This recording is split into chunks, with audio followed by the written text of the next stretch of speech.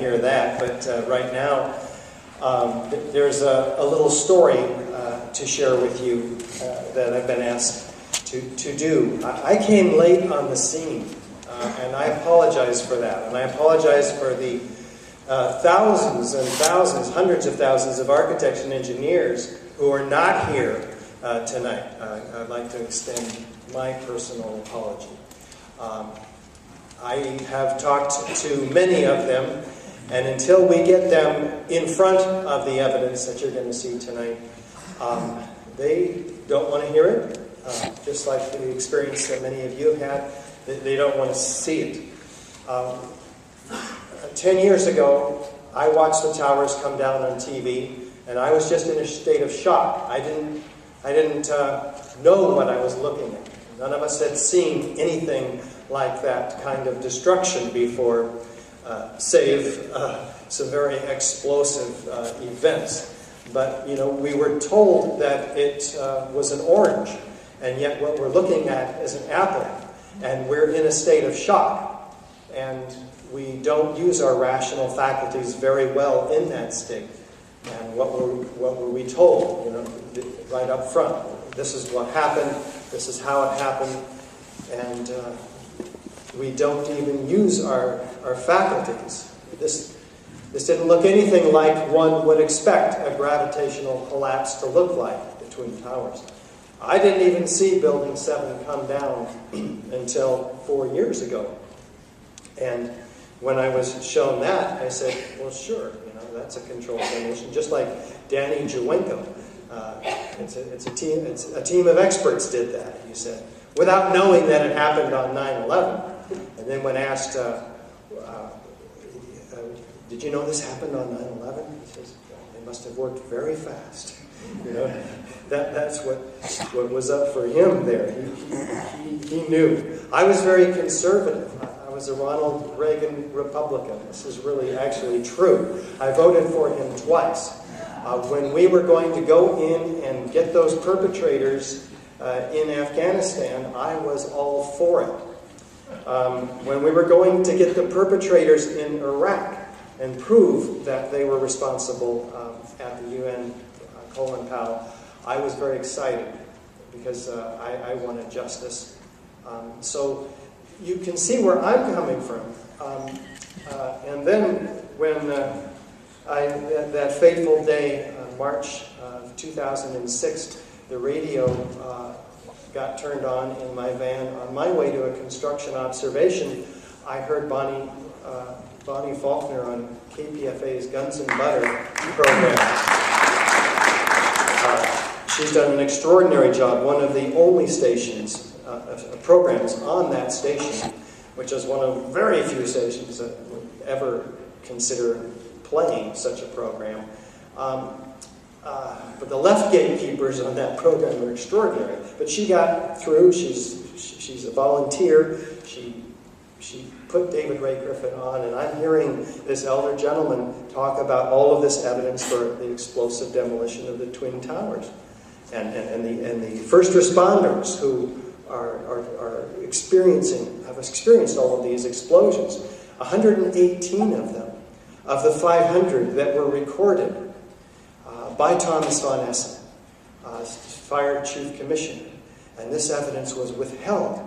And withheld until 2005, when the city of New York was forced by the appellate court to release the information to the New York Times. And only then did we hear all of these people talking about flashes of light.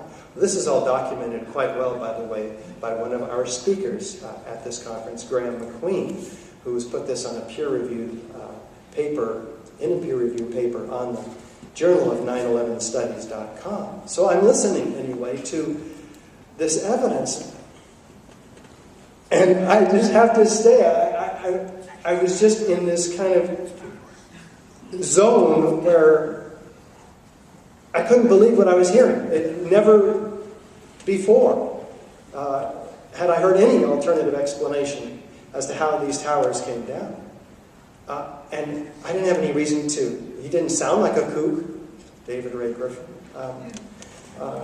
And so I went I had to pull my van over and listen to the rest of it. I said, this is really important.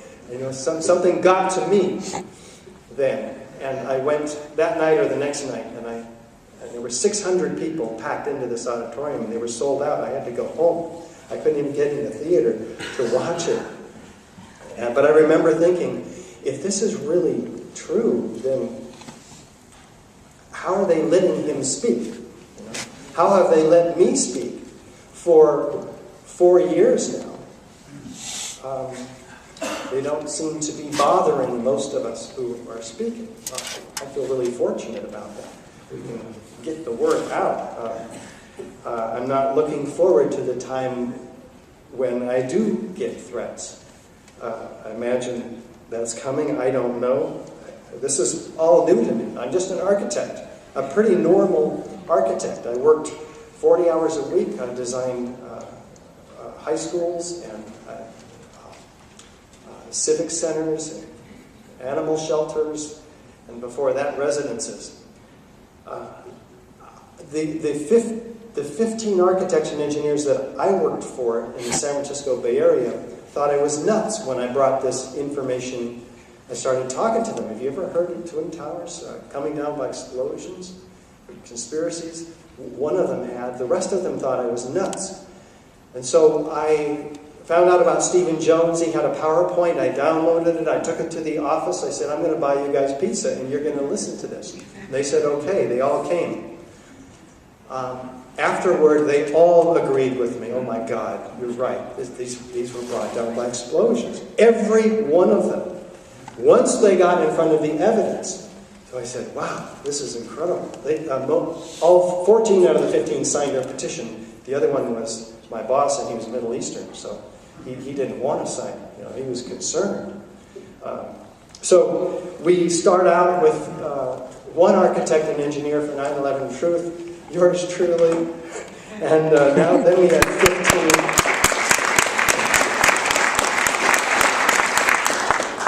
4 years later, we have over 1,464 or something like that today. It's really working well. We have over 40 volunteers who work anywhere from 20 to 40 hours a week for 9/11 Truth on 20 different committees with 20 conference calls. I'm on every one of them. So I'm on the conference calls 20 hours a week with an international team of people who are supported in their work by over 200 sustaining supporters. You can help, by the way, by giving anywhere from $10 to $25 to $100 a month. It can help us. I'm full-time. I earn now a salary, but it's far less than I was earning as an architect. And we have a secretary, and we have some paid staff, partially paid. And so there's so much more work that we can do.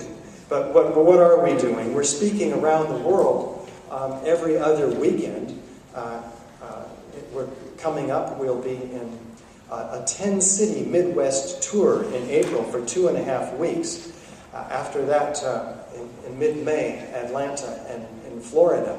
And then we've been invited to go on a Celtic tour, Ireland, Scotland, Wales, England, with 7 stops, including Cambridge University.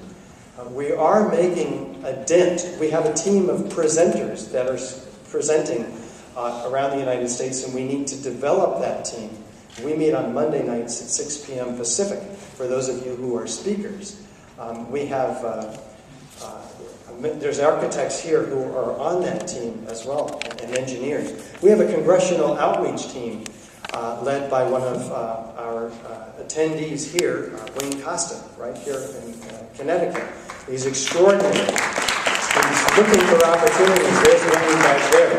Talk to Wayne about what you can do to help. He, as the head of this team, has gotten the Blueprint for Truth, actually the San Francisco Press Conference, our latest DVD, announcing 1,000 architects into the hands of every congressperson and senator, along with our VIP packet, our 9/11 investigator newspaper, our street brochure. I mean, we have the materials that